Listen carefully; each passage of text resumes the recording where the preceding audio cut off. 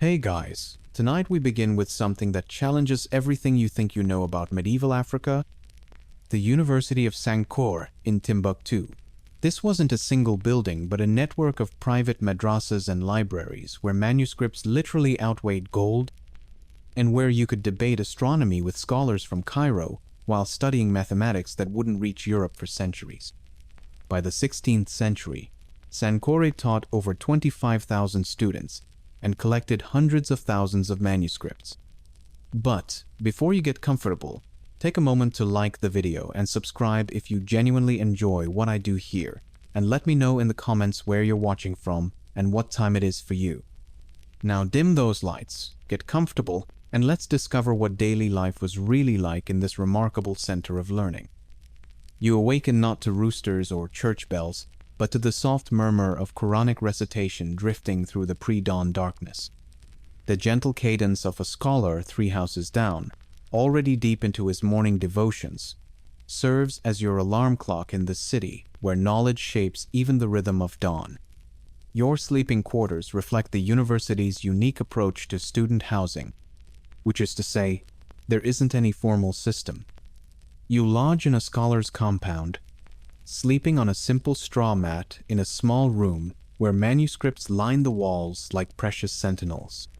The walls are thick mud brick, built in the distinctive Sudano-Sahelian style, where thermal mass keeps interiors cool during scorching days and protects delicate parchments from the kind of heat that turns centuries of scholarship into expensive dust. The call to prayer echoes off those distinctive pyramidal minarets that dot Timbuktu's skyline like geometric mountains. This architecture isn't just aesthetic. Those thick walls and clever design preserve your scholar host's library from the relentless desert climate. You perform your ablutions with water that's been carefully rationed, because even in a city where knowledge literally outweighs gold, water is still water, and this is still the edge of the Sahara. As you splash the precious liquid on your face, the reality settles in with the same gentle insistence as the morning heat. Today, you'll handle texts containing mathematical concepts that won't reach Europe for another 2 centuries. You'll debate astronomical observations with precision that would astound contemporary European scholars. It's like being handed the answers to tomorrow's exam, except the exam is the entire future of human knowledge, and you're one of the few people taking it. The morning air carries sounds that reveal Timbuktu's true nature, not the isolated desert outpost that most people imagine, but something far more complex. You hear the rustle of thousands of manuscript pages being turned in dozens of private libraries as scholars begin their daily routine of reading, copying, and annotating texts that represent the collected wisdom of the Islamic world. It's the sound of an entire city waking up to go to work at the world's most distributed university. Your study companions include scholars from Cairo, who've traveled across the Sahara with the kind of determination usually reserved for people fleeing justice. There's a student from Baghdad, who made the journey because Timbuktu's reputation for advanced mathematics reached even the House of Wisdom. Another comes from Cordoba, which says something about the city's academic standing when people are willing to cross both the Mediterranean and the world's largest desert just to attend classes. The gentle sounds of other students stirring reveal the truly international nature of this place. Whispered conversations drift through the morning air in Arabic, Songhai, Fulani, and languages from across the Islamic world. It's like living in a medieval United Nations, except instead of arguing about trade agreements, everyone's here to argue about the finer points of Islamic jurisprudence and whether Aristotle was completely wrong about everything. What emerges in these quiet pre-dawn moments is something that challenges everything most people think they know about medieval Africa. This isn't wealth or trade that's driving the city's reputation. It's an almost religious reverence for learning itself. Books are treated with the kind of respect that other cities reserve for gold or holy relics. Scholars compete not for territory or treasure, but for access to rare manuscripts and the opportunity to study with the greatest minds of their time. As you prepare to step outside into the awakening city, you sense there's something fundamentally different about how learning works here. Something that defies everything you thought you knew about medieval universities. The reality emerges as you step into the morning light. Sankore was never a single university building, but one of three major madrasas anchoring a vast decentralized network that transformed the entire city into a campus. Alongside the Jingareber and Sidi Yahya mosques, Sankoré formed the backbone of a system that included over 180 smaller Quranic schools scattered throughout Timbuktu's neighborhoods. This wasn't educational chaos. It was educational genius disguised as urban planning. This decentralized approach created something unprecedented in the medieval world. Private libraries functioned as classrooms. Scholars' compounds served as dormitories, and the entire urban landscape became a massive distributed campus where knowledge flowed as freely as the trade goods that financed it. Mali's rulers had grown wealthy by taxing all trans-Saharan commerce, gold from the Bure fields, salt from the Tagaza mines, and that wealth directly funded this scholarly network. Every caravan that passed through meant more manuscripts, more scholars, and more resources for learning. You walk through streets where each compound might house a different specialty. One scholar famous for astronomy spends his mornings calculating planetary movements with precision that would astound contemporary European astronomers. Another focuses on Islamic law, his students debating legal precedents with passionate intensity. A third dedicates himself to advanced mathematics that European universities won't encounter for centuries, assuming they could understand it when they finally do. The morning reveals how this network functioned in practice. Students moved between different masters, collecting knowledge like traders collected goods, building personalized curricula that no single institution could provide. The system operated on pure intellectual merit. If a scholar's teaching proved inadequate, students simply went elsewhere, creating natural quality control that kept academic standards remarkably high. What strikes you most is the accessibility of this arrangement. Unlike European universities restricted to clergy and nobility, here the son of a trader can study alongside descendants of kings, united by intellectual merit rather than birth. Social mobility through education isn't just possible, it's the fundamental organizing principle of the entire system. The sounds of the awakening city reveal the scholarly network in action. You hear not just typical market calls and domestic activity, but the scratch of pens on parchment echoing from dozens of private libraries and study circles. It's like living inside a massive research institution, except the research institution is also a functioning city with all the usual urban complexities. Sankore's genius wasn't centralization but distribution, spreading knowledge so widely throughout the city that learning became as natural as breathing. Every street corner might host a debate about astronomical observations. Every neighborhood could become an impromptu philosophy seminar. The entire urban landscape functioned as campus, creating an intellectual atmosphere that permeated daily life. This network structure explains how Timbuktu accumulated an estimated 300 manuscripts, not in a single great library, but in hundreds of private collections scattered throughout the city.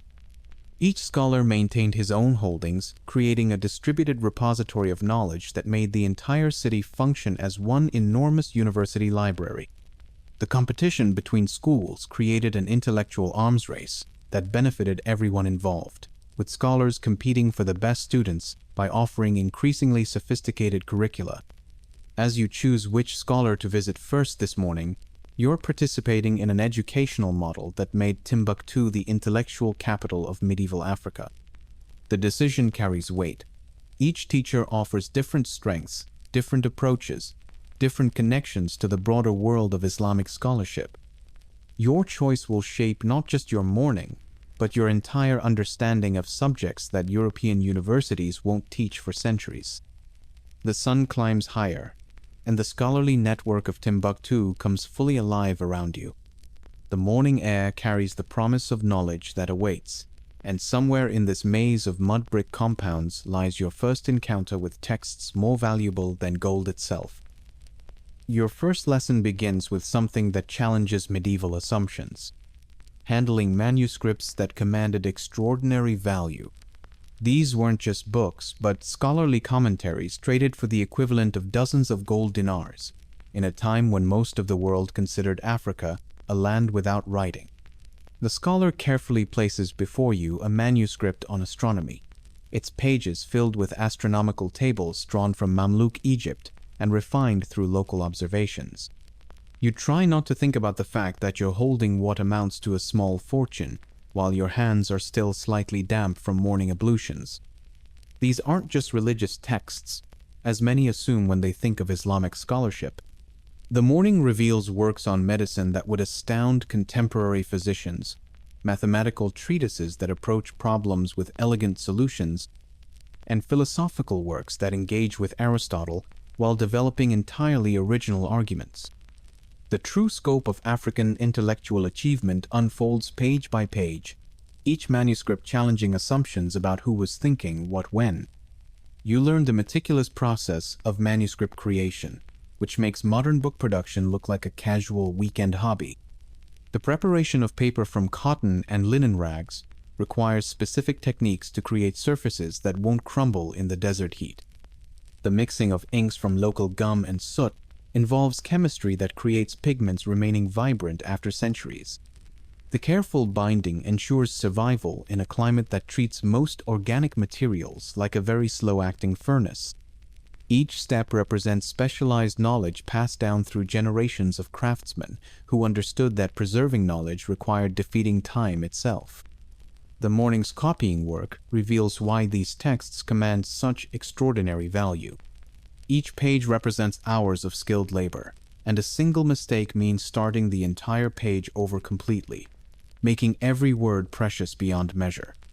You practice forming Arabic letters with intense concentration, knowing that one slip of the pen, one poorly mixed ink that fades, one binding technique that fails, and months of work vanish along with the scholar's investment. The pressure creates absolute focus on perfection. What amazes you is the sheer diversity of sources represented in this single library. Commentaries on Aristotle sit beside original works on Islamic jurisprudence, creating conversations across centuries and continents. Medical texts from Baghdad rest next to local astronomical observations, showing how global knowledge networks functioned long before anyone coined terms like international collaboration.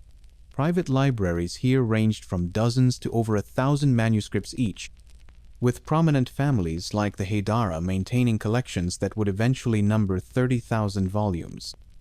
The scholar explains his library's organization system, a complex method of cataloging that allows quick access to specific topics among thousands of volumes.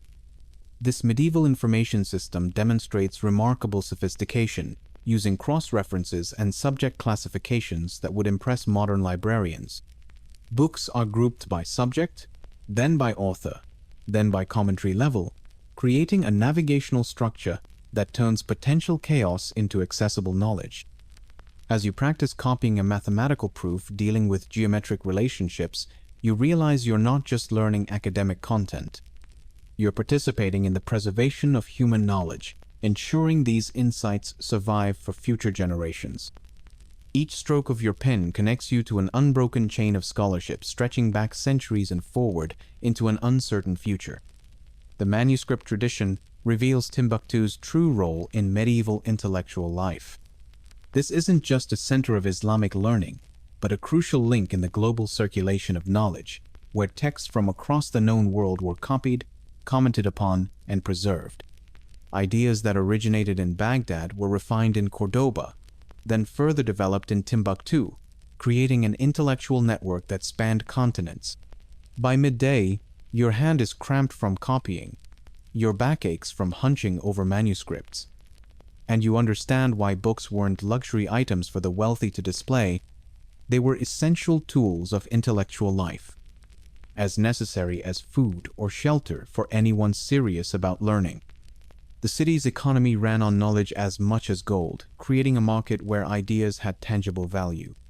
The morning sun climbs higher, and you've spent hours handling treasures that challenge every assumption about medieval Africa. But the real revelation awaits in the afternoon, when the scholarly network reveals its most remarkable feature: The afternoon study session reveals something that would shock medieval Europeans. You're debating advanced theological concepts with students from Morocco, Egypt, and the distant lands beyond the Sahara.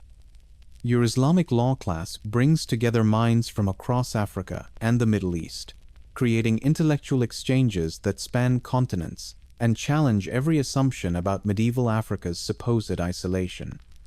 It's like attending a medieval United Nations, except instead of arguing about trade disputes, everyone's here to argue about the finer points of legal interpretation, which, considering the passion involved, might actually be more heated than trade disputes. These aren't just foreign students seeking exotic knowledge.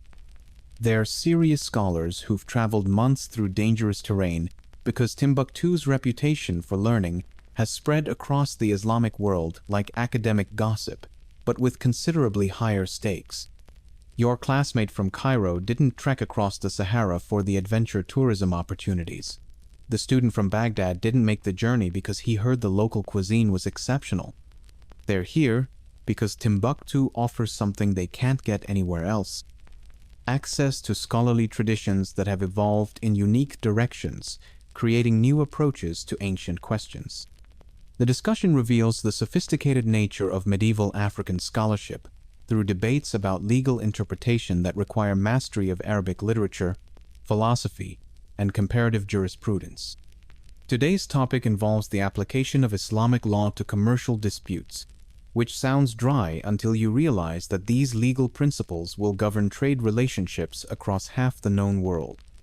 The debate requires participants to cite specific precedents, reference competing schools of interpretation, and construct logical arguments that would impress modern law students.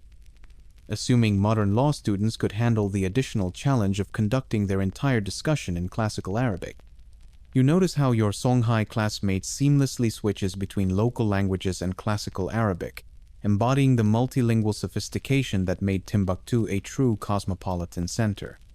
He quotes legal authorities in Arabic, clarifies points in Songhai for another local student, then switches to Fulani when addressing a question about pastoral law. It's like watching a medieval simultaneous translator, except he's also developing original legal arguments while managing multiple languages. The intellectual flexibility required is staggering, and he makes it look as effortless as breathing. The afternoon heat drives the class indoors, where thick, mud brick walls keep the temperature comfortable while protecting the precious manuscripts from humidity and insects. The architecture isn't just practical, it's essential for preserving the texts that make these discussions possible. Outside, the desert heat could turn parchment into kindling and ink into dried mud. Inside, the carefully designed ventilation and thermal mass create a microclimate that allows scholars to handle centuries-old manuscripts without turning them into expensive dust. Medieval air conditioning, powered by intelligent design rather than electricity. What strikes you most is the intellectual equality that permeates these discussions. Your teacher, a renowned African scholar, commands respect from students regardless of their origin, his expertise recognized across the Islamic world. The Moroccan student defers to his interpretation of a particularly complex passage. The Egyptian scholar asks clarifying questions with the respect due to a recognized authority. This isn't tokenism or polite acknowledgement. It's genuine intellectual recognition based on scholarly achievement rather than geographic origin or ethnic background. The teaching method itself demonstrates remarkable sophistication, not rote memorization but active debate, with students expected to defend their interpretations and challenge established authorities within proper scholarly bounds. You're encouraged to question legal precedents, propose alternative interpretations, and construct original arguments. The atmosphere combines rigorous intellectual discipline with genuine intellectual freedom, creating space for innovation within traditional frameworks. It's like being given permission to argue with the greatest legal minds in history, provided you can do so intelligently and respectfully. This cosmopolitan atmosphere explains why Timbuktu attracted scholars like a magnet. It wasn't just another provincial school, but a genuine intellectual capital where the best minds of the age gathered to push the boundaries of knowledge. The city offered something that even established centers like Cairo or Baghdad couldn't match. A place where different intellectual traditions met and cross-pollinated, creating new approaches to ancient questions. The isolation that most people imagine actually fostered innovation, as scholars developed unique perspectives unavailable in more conventional academic centers. The discussion grows more heated as different interpretations clash, voices rising with scholarly passion rather than personal animosity. Legal precedents are cited with the precision of artillery targeting. Philosophical principles are deployed like tactical weapons. The intellectual combat is fierce but friendly, driven by genuine desire to understand rather than simply win arguments. As the afternoon call to prayer interrupts your heated debate about legal precedent, you realize you're experiencing something unprecedented. A truly international university in the heart of medieval Africa. The muezzin's call echoes off the mud brick walls, temporarily suspending your discussion of commercial law as everyone prepares for the ritual that structures the day. But the intellectual energy remains, waiting to resume once devotional obligations are fulfilled. As darkness falls, oil lamps begin flickering throughout Timbuktu's libraries, revealing the most magical aspect of scholarly life when the city's true intellectual treasures emerge in the gentle lamplight. Evening study sessions transform the city into a constellation of learning, with hundreds of private libraries glowing softly as scholars and students continue their work by artificial light. It's like looking at a medieval city from above, except instead of taverns and brothels providing the evening entertainment, you have manuscript copying and theological debates. The priorities here are refreshingly different from most medieval urban centers. This isn't just romantic atmosphere. It's practical necessity, as the cooler evening air makes intensive study more comfortable while protecting valuable manuscripts from the heat of day. Desert climates being what they are, which is to say hostile to both human concentration and parchment preservation, the evening hours offer the only time when serious scholarly work can proceed without risking either heat stroke or turning priceless texts into expensive kindling.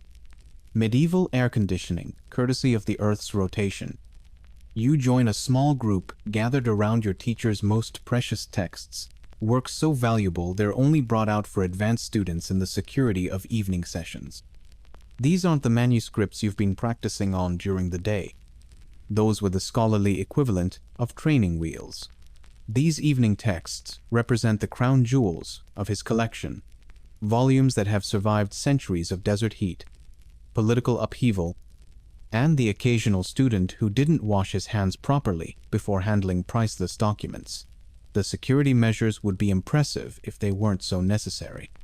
The lamplight reveals details invisible in daylight. Marginal notes by previous scholars, corrections and additions that show how knowledge evolved over generations of study.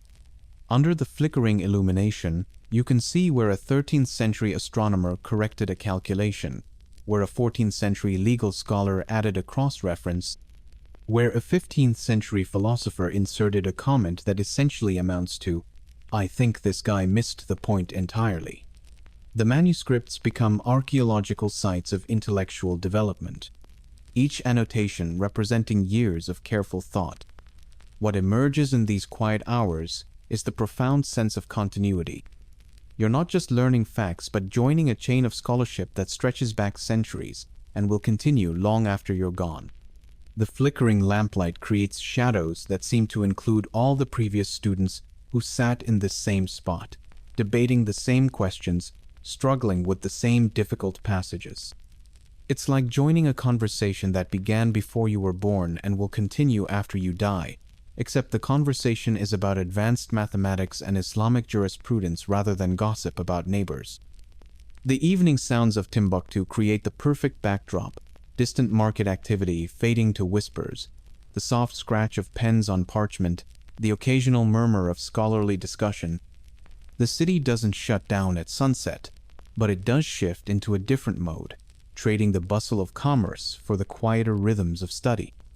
You hear the scratch of reed pens moving across paper in a dozen different libraries, creating a collective symphony of scholarship, that would be impossible to arrange, but happens naturally when an entire city prioritizes learning.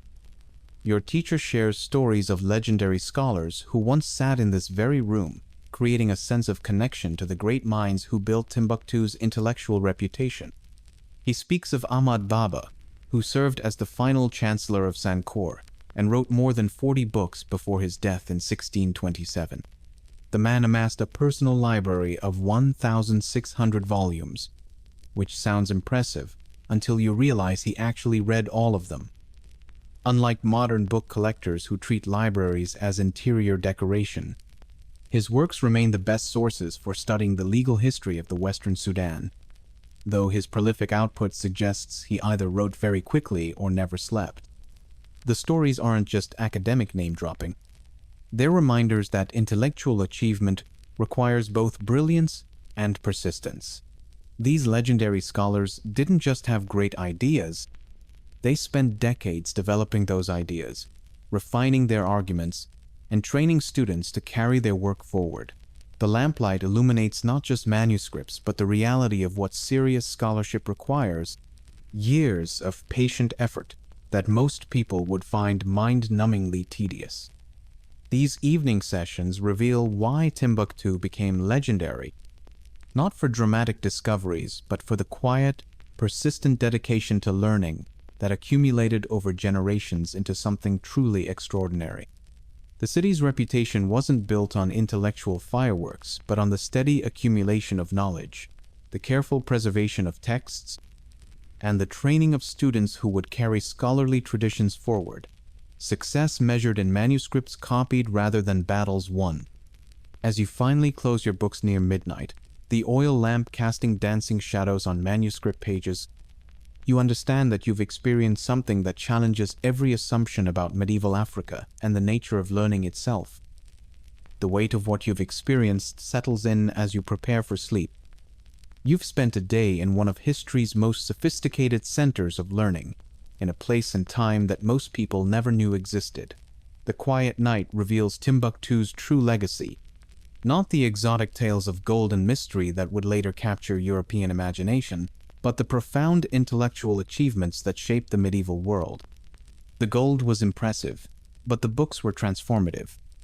What you've witnessed challenges fundamental assumptions about medieval Africa, medieval education, and the circulation of knowledge in the pre-modern world. Yet this story remains largely unknown. While European universities were restricting education to clergy and nobility, Timbuktu was operating a merit-based system that would seem progressive by modern standards. While European scholars were engaged in theological disputes and guild labor conflicts, African scholars in Timbuktu were calculating planetary movements with mathematical precision and developing legal frameworks that governed trade across continents. The gentle sounds of night in Timbuktu, distant prayers, the rustle of manuscript pages, the soft conversations of scholars represent something that would influence learning across Africa and the Islamic world for centuries. Timbuktu's scholarly commentaries shaped intellectual discourse in Gao, Fez, and centers throughout the region, creating networks of knowledge that spanned the Islamic world. The manuscripts being copied tonight would survive extraordinary challenges, including modern threats like the 2012 Ansar-Dine occupation, when local families and international efforts rescued over 350 manuscripts from destruction. You realize that tomorrow will bring more of the same: careful copying, intense debates, the preservation of knowledge that might otherwise be lost. Work that seems mundane but created something unprecedented. The daily routine of scholarship doesn't feel particularly heroic when you're living it. Your hand cramps from copying, your back aches from hunching over manuscripts, and sometimes the debates about legal precedents get so heated you wonder if scholarly discussion might evolve into actual combat. But this mundane dedication to learning accumulated over generations into something that challenged the intellectual landscape of the medieval world. Your day at Sankoré reveals the hidden truth about medieval Africa, not a continent waiting for outside civilization, but a place where some of the world's most advanced learning was taking place. While European chroniclers were describing Africa as a land of mystery and primitive peoples, African scholars in Timbuktu were preserving Greek philosophy, advancing Islamic jurisprudence, and developing mathematical concepts that wouldn't reach Europe for centuries. The supposed recipients of civilization were already running one of the world's most sophisticated educational systems. The University of Sankore and medieval Timbuktu represent something that challenges our entire understanding of the medieval world. A sophisticated, cosmopolitan center of learning that preserved and advanced human knowledge when much of the world was struggling with basic literacy. The decentralized network of scholars and libraries created an educational ecosystem that was simultaneously more flexible and more comprehensive than the centralized European model. Students could customize their education, scholars competed for excellence, and knowledge flowed freely across cultural and linguistic boundaries. The manuscript collections that made this possible, between 400,000 to 1 million volumes, according to historical estimates, represent an investment in learning that dwarfs most modern university libraries.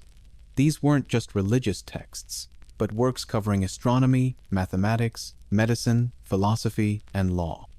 The diversity of subjects and sophistication of analysis would impress contemporary academics, assuming they could get past their surprise that such scholarship was happening in medieval Africa. The legacy continues through institutions like the Ahmed Baba Institute, named after Timbuktu's greatest scholar, which works to preserve and study the remaining manuscripts. Ahmad Baba himself accumulated a personal library of 1,600 volumes and wrote more than 40 books, creating scholarly works that remain essential sources for understanding West African legal and intellectual history. His productivity suggests either remarkable efficiency or a serious case of academic insomnia. The preservation of this knowledge required not just intellectual dedication but architectural wisdom. The annual replastering ceremonies that protect mud brick walls and the careful maintenance of wooden Toron beams continue today, demonstrating how traditional building techniques created the perfect environment for manuscript preservation across centuries. As sleep approaches, you carry with you something that challenges everything most people think they know about medieval Africa. The quiet satisfaction of having glimpsed an intellectual golden age hidden in plain sight. Tonight, you've walked through one of history's most remarkable educational networks, discovering that Timbuktu's real treasure was never gold. It was the sophisticated system of learning that challenged everything most people think they know about medieval Africa. The scale of Sankore's decentralized network, with over 180 schools and hundreds of thousands of manuscripts, created an intellectual ecosystem that operated centuries ahead of its time. The manuscripts you handled, works commanding the value of dozens of gold dinars, represented more than academic curiosities. They were the foundation of a knowledge economy that influenced scholarship across Africa and the Islamic world for generations. While European chroniclers described Africa as a mysterious continent, African scholars were quietly operating one of the world's most advanced educational systems, preserving Greek philosophy, developing original mathematical concepts, and training students who would carry these traditions forward. The next time someone mentions medieval learning or suggests that sophisticated education was limited to European centers, you'll know better. You've witnessed the oil lamps burning late into scholarly nights, experienced debates about advanced mathematics that wouldn't reach Europe for centuries, and seen how an entire city organized itself around the pursuit and preservation of knowledge. As you rest, consider how the hidden legacy of Timbuktu challenges our understanding of medieval learning and what other stories remain buried beneath assumptions about the past.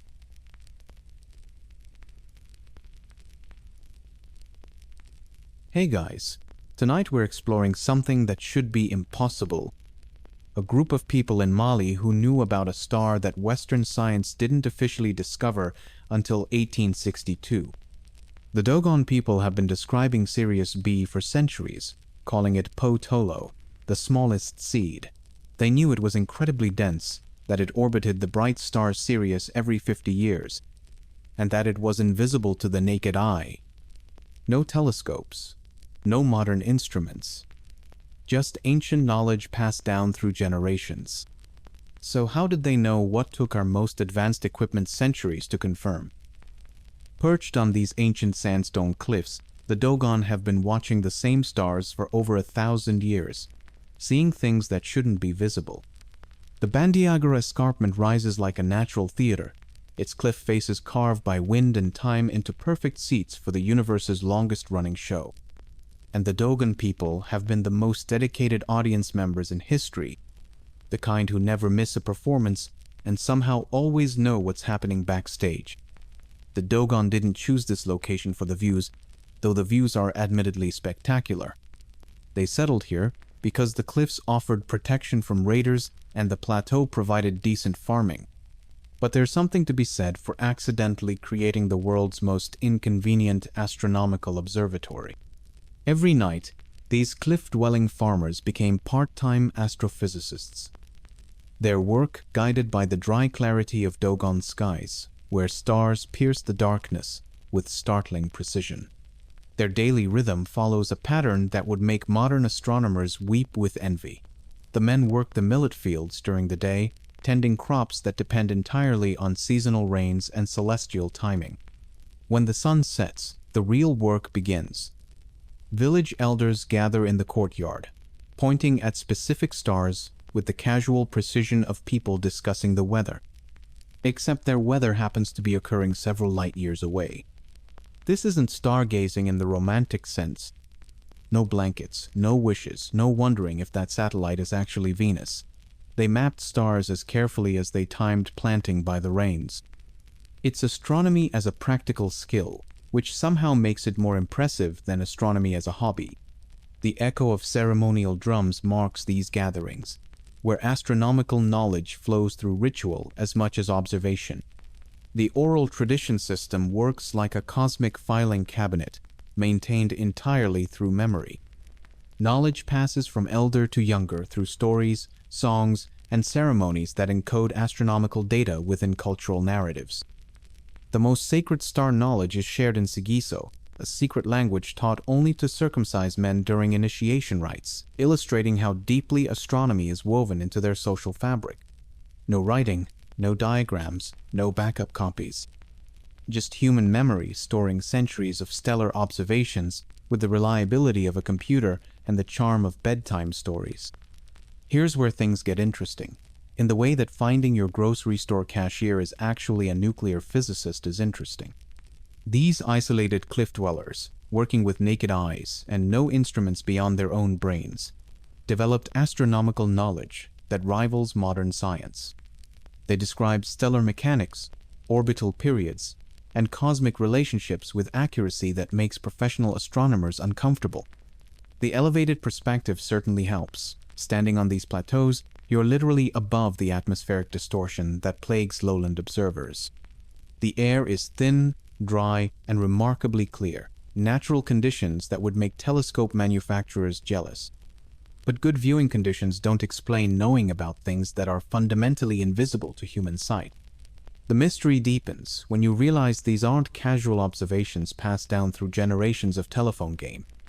The Dogon astronomical knowledge shows remarkable consistency and precision across different villages and time periods. Multiple elders will describe the same stellar phenomena in identical terms, suggesting either extraordinary cultural discipline or access to information that shouldn't be available to pre-technological societies.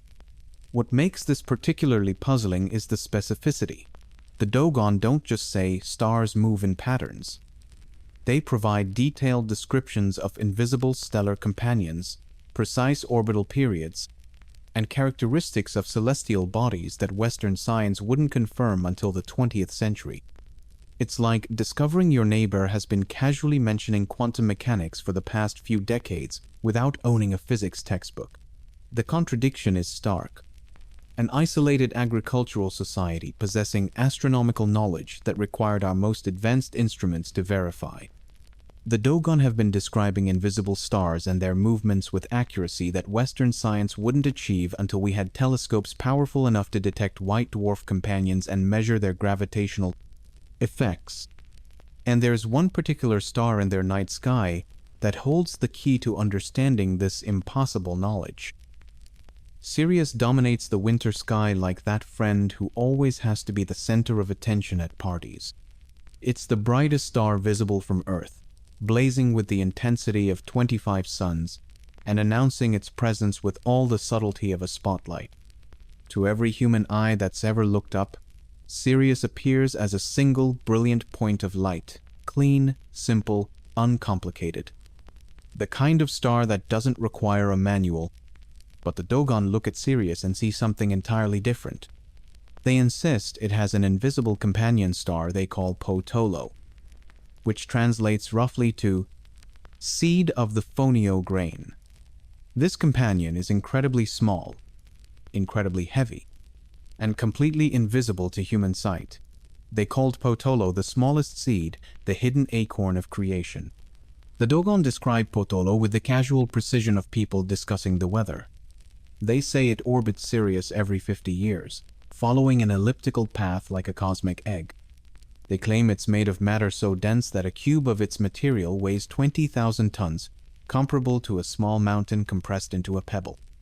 Which sounds impressive until you realize they're describing something they supposedly can't see, which raises questions about their source material. In Dogon cosmology, Potolo represents the smallest seed from which the entire universe emerged. It's the cosmic equivalent of that tiny acorn that becomes a mighty oak, except this acorn weighs approximately 1 solar mass, and exists in a completely different star system. Their creation mythology weaves astronomical observation with spiritual belief in ways that would make modern astrophysicists either deeply impressed or mildly concerned about their job security. The particularly awkward part is that Western astronomy wouldn't discover Sirius B until 1862, when telescope technology finally advanced enough to detect this white dwarf companion star. Friedrich Bessel noticed that Sirius moved in a slight wobble, suggesting gravitational influence from an invisible partner. It took another 20 years before anyone actually spotted the thing, which turned out to be exactly what the Dogon had been describing for centuries. But while Alvin Clark peered through glass in 1862, the Dogon had been speaking Potolo's secrets for generations. The uncanny accuracy becomes genuinely unsettling when you compare Dogon descriptions with modern scientific measurements. They said 50 years for the orbital period. Modern astronomy confirms 50 and 1/10 years. They described incredible density. Sirius B is indeed a white dwarf with matter so compressed that a teaspoonful would weigh about 16 tons. They insisted it was invisible to the naked eye. Correct again. White dwarfs are notoriously dim despite their extraordinary mass. Every major detail the Dogon provided about Potolo has been confirmed by instruments they never possessed. The 50-year orbit, measured with atomic precision. The incredible density verified through spectroscopic analysis. The invisible nature, explained by stellar evolution theory.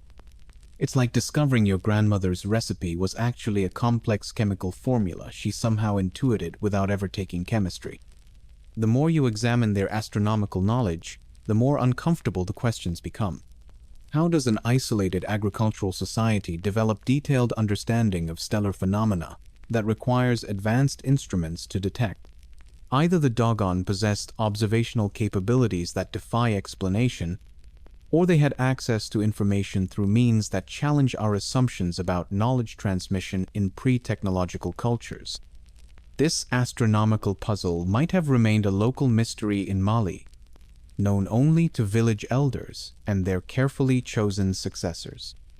But sometimes the most extraordinary discoveries happen when curious outsiders arrive, expecting to find one thing and stumble upon something that changes everything they thought they knew.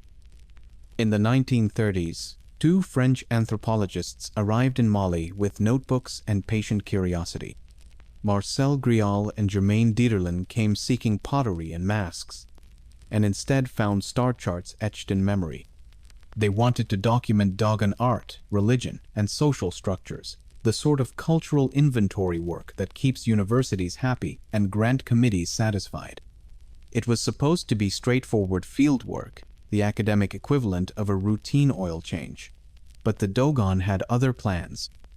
After months of polite cooperation, documenting masks and marriage customs, the village priests began sharing information that didn't belong in their research categories.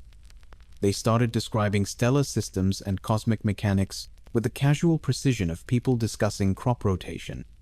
Except their crops happened to be orbiting other stars, which raised questions about their agricultural expertise.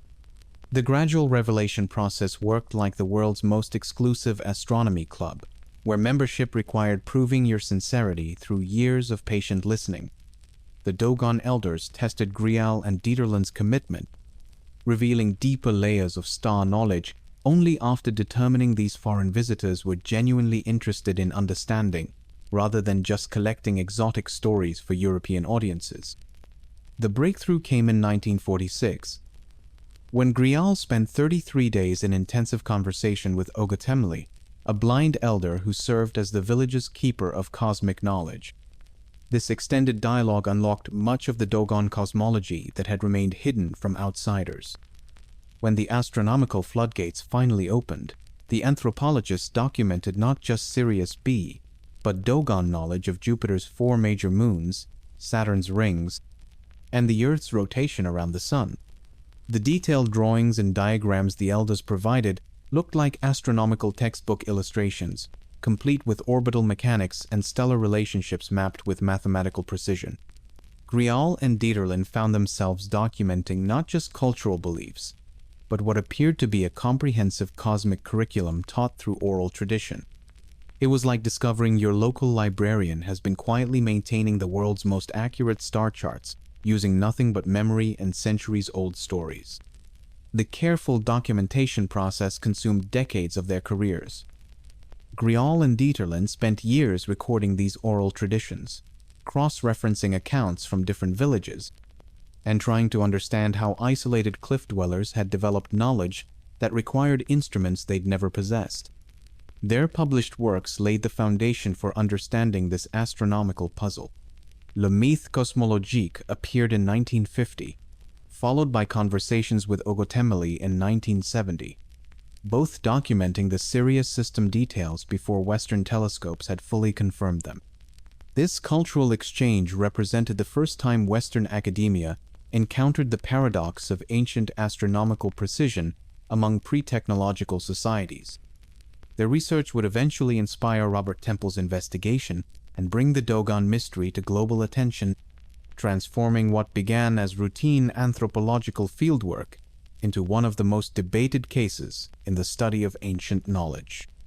The French connection had accidentally opened a cosmic puzzle that would challenge researchers for decades.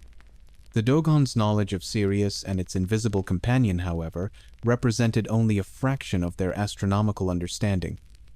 Their cosmic curriculum extends far beyond the famous binary system, encompassing celestial mechanics throughout the solar system that shouldn't be visible from Earth. The Dogon described Jupiter's 4 major moons with the same casual precision they use for Potolo, incorporating references to 4 spirits circling the giant planet into their ritual practices.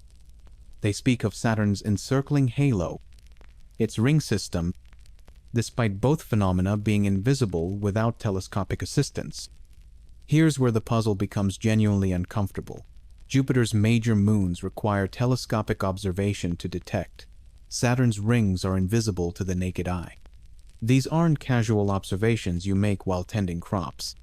They're specific astronomical features that demand instruments the Dogon never possessed. Yet they describe these phenomena with accuracy that suggests either remarkable observational capabilities or access to information through means that challenge our assumptions about knowledge transmission. The Dogon describe the solar system structure with mathematical precision that defies conventional understanding of pre-technological societies. They understand that Earth revolves around the Sun, not the other way around. They map complex orbital mechanics of multiple planetary bodies, describing how celestial objects influence each other through gravitational relationships. Their legends speak of a spiral galaxy like ours, long before it appeared on any astronomer's map. Their claims extend to a 3rd star in the Sirius system called Emmia, which they describe as a red dwarf companion to the famous binary pair. Modern studies haven't fully ruled out a Sirius C, echoing Dogon whispers of a third star called Emeya. The Dogon describe it with the same casual precision they use for Potolo, which either demonstrates remarkable consistency in their oral traditions or suggests they're working from source material that's more comprehensive than our current observations. The cosmic knowledge integrates seamlessly with their understanding of time, seasons, and agricultural cycles. The Dogon use stellar observations for practical applications, timing planting seasons based on the positions of stars that won't be visible for months. They coordinate their agricultural calendar with celestial events, showing how astronomical knowledge serves immediate survival needs rather than abstract intellectual curiosity. It's astronomy as a farming tool, which somehow makes it more impressive than astronomy as a hobby. Their comprehensive celestial mapping includes knowledge of stellar classifications and relationships between different types of stars. The Dogon describe how various stars differ in size, temperature, and life cycle, categorizing celestial bodies with systematic precision. They understand concepts like stellar evolution, describing how certain stars change over time and what this means for their cosmic neighborhoods. The mystery deepens when you consider the scope of their astronomical knowledge. The Dogon don't just describe isolated phenomena. They present a coherent understanding of cosmic relationships that spans multiple star systems and planetary bodies.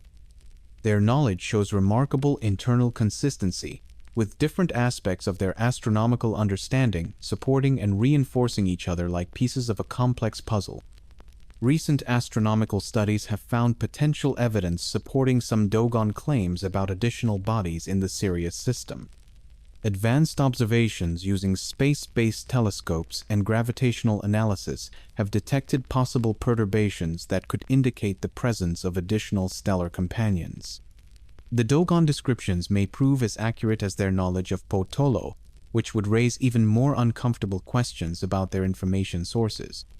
When asked how they acquired such precise astronomical knowledge, the Dogon don't point to centuries of careful observation or remarkable cultural memory. Instead, they point to visitors who came from the very star system they describe so accurately.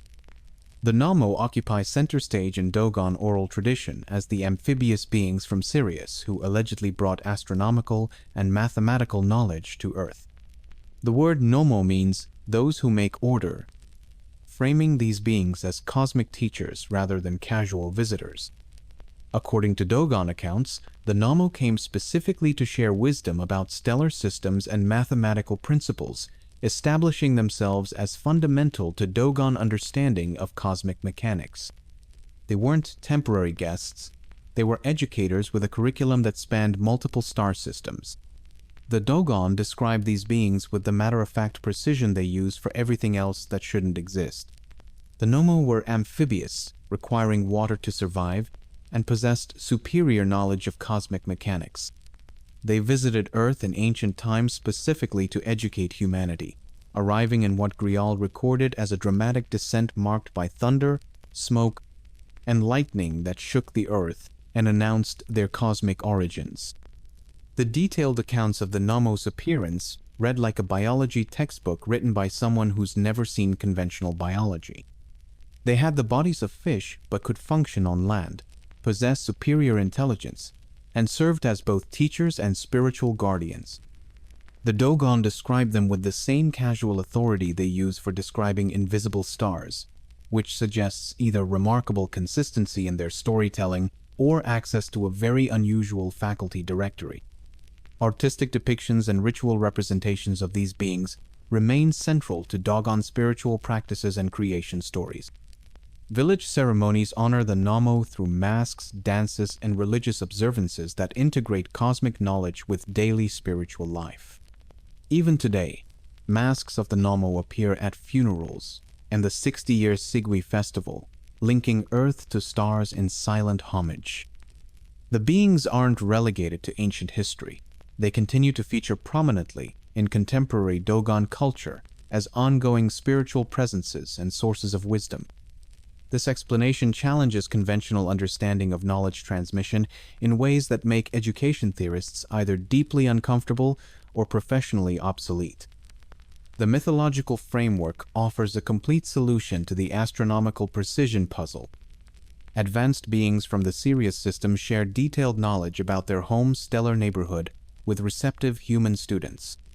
The connection between the Nomo's alleged origins in the Sirius system and the Dogon's detailed knowledge of that same stellar region creates a perfect circular logic that's either brilliantly coherent or suspiciously convenient. The teachers came from exactly the star system the students describe with impossible accuracy. The cosmic curriculum matches the cosmic address. Whether you interpret this origin story as literal truth or sophisticated metaphor, it demonstrates the deep integration of astronomical knowledge with Dogon cultural identity and spiritual beliefs. The Nomo aren't separate from Dogon cosmology. They're fundamental to it.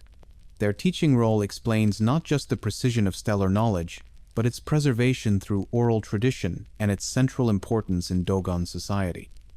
The story works on multiple levels simultaneously. As literal truth, it provides a complete explanation for impossible knowledge. As metaphor, it represents the reverence for cosmic wisdom and the importance of preserving astronomical understanding across generations. As cultural narrative, it integrates scientific precision with spiritual meaning in ways that Western education systems struggle to achieve. This remarkable explanation, however, has created decades of heated academic debate. For decades, scientists have wrestled with an uncomfortable question. How do you explain away knowledge that seems impossible, especially when that knowledge keeps proving accurate? It's the academic equivalent of finding your mechanic knows more about rocket science than NASA, except the mechanic happens to live in a cliff village without electricity, and their rocket science keeps being confirmed by space telescopes. The ongoing scientific debate about the origins and accuracy of Dogon astronomical claims has created camps within the academic community that approach the subject with all the diplomatic grace of a food fight in a philosophy department. Supporters point to the remarkable precision of Dogon's stellar knowledge.